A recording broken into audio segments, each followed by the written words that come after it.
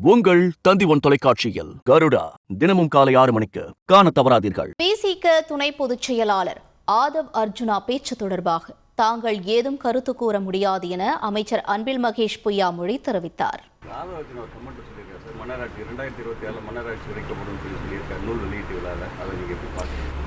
திருமாவளவன் அதுக்கு சொல்லியிருக்காங்க. இது 2 தலைவர்கள் பேசி தங்களுடைய கருத்துக்களை பரிமாறிக்கொள்ள வேண்டுமே தவிர இதில் நாங்கள் எதுவும் சொல்வதற்கு இல்லை என்று தான்.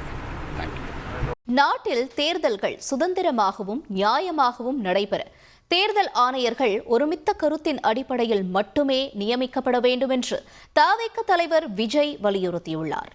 இன்னைக்கு திரு அம்பேத்கர் அவர்கள் உயிரோடு இருந்திருந்தா என்ன நினைப்பாரு? இன்னைக்கு இருக்கிற நம்ம இந்தியாவை பார்த்து அவர் பெருமைப்படுவாரா, இல்ல வருத்தப்படுவாரா, இல்ல அப்படியே வருத்தப்பட்ட எதை நினைச்சு வருத்தப்படுவாரு? இன்னைக்கு நம்ம நாடு முழு வளர்ச்சி அடையணும்னா ஜனநாயகம் காக்கப்படணும். அந்த ஜனநாயகம் காக்கப்படணும்னா அரசியல் அமைப்பு சட்டம் காக்கப்படணும். அதுக்கான பொறுப்பு, அந்த கடமை நம்ம ஒவ்வொருத்தருக்கிட்டையும் இருக்கணும்னு தோணுச்சு. அந்த பொறுப்போடும் அந்த கடமையோடும் தான் இதை நான் ஆணித்தரமா சொல்றேன். ஜனநாயகத்தை நாணிவேர் ஃப்ரீ அண்ட் ஃபேர் எலெக்ஷன்ஸ், சுதந்திரமான மற்றும் நியாயமான தேர்தல். தேர்தல் நியாயமா நடக்கலன்னு நான் சொல்ல வரல, பட் சுதந்திரமாகவும் நியாயமாகவும் தான் தேர்தல் நடக்குது அப்படிங்கிற அந்த அசைக்க முடியாத நம்பிக்கை நம்ம ஒவ்வொரு இந்தியனுக்கும் இருக்கணும்னு தோணுச்சு.